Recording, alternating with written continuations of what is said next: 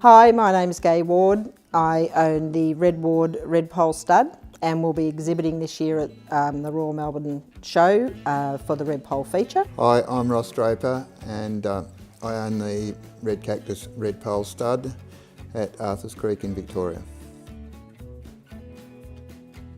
Well, the stud's special because we built it up from the start, basically from two little heifer calves, and we've been going to shows, royal shows, for this will be the 37th year that I've been going to Melbourne Show, yeah. This year we're exhibiting at the Red Pole Beef Cattle Feature Show at Royal Melbourne Show. We've entered 21 exhibits between myself and my partner Gai Ward. This year with the feature show, the Red Poles will have probably around 100 entries all up. The cattle will be coming from South Australia, up near the Queensland border in New South Wales and Victoria. So it should be a pretty good representation. It'll be one of the biggest shows we've had in probably the last 5 years or so.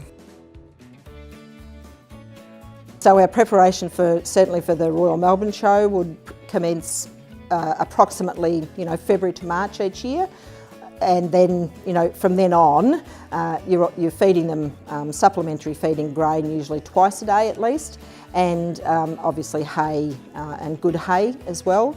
And then you need to educate the animals that you're taking to the show. If they haven't been to a show before, they need to be educated to walk with you and lead. The main part about the preparation is to get the feed right and to have them in good enough condition, and as you're doing that you've got to train them to lead, because obviously if they're walking around in the paddock they don't just come and you put a rope on them and they follow you around, because they take a little bit of breaking in, same as a horse. So you tie them up a few times and you gradually get to move them from one post to the next sort of thing and get them to lead that way. The other thing that quietens them quicker than anything is washing them. And then after that,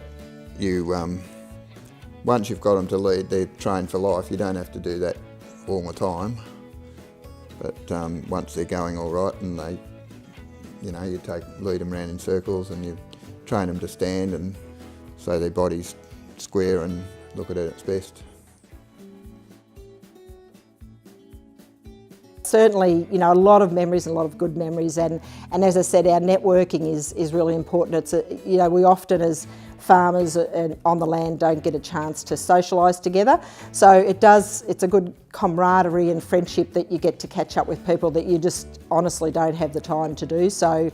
And you can compare your seasons and compare your challenges and also the rewarding parts of what you do, and also compare notes on how you prepare your cattle and what works for some doesn't work for others, and at the end of the day sit down and have a good chat and hopefully a glass of red wine or something to amongst friends and fellow like-minded individuals who just love the industry and love their cattle. So the connection that we can provide by having our cattle at a royal show, which are obviously within a city, as opposed to agricultural shows, but it's still a bit there as well, is enabling I guess certainly the children and adults to a degree to be able to actually see pretty large animals quite close up, and we often try to give them the opportunity to pat our animals in a controlled manner and that sort of thing. And I think you really see that just their eyes would light up when they're able to get up close to the animals, and I think that they appreciate the showmanship and the manner in which we present our animals and the work and effort that we go to, and it really does give them the opportunity to see the animals up close, and which they probably would never have the opportunity to do.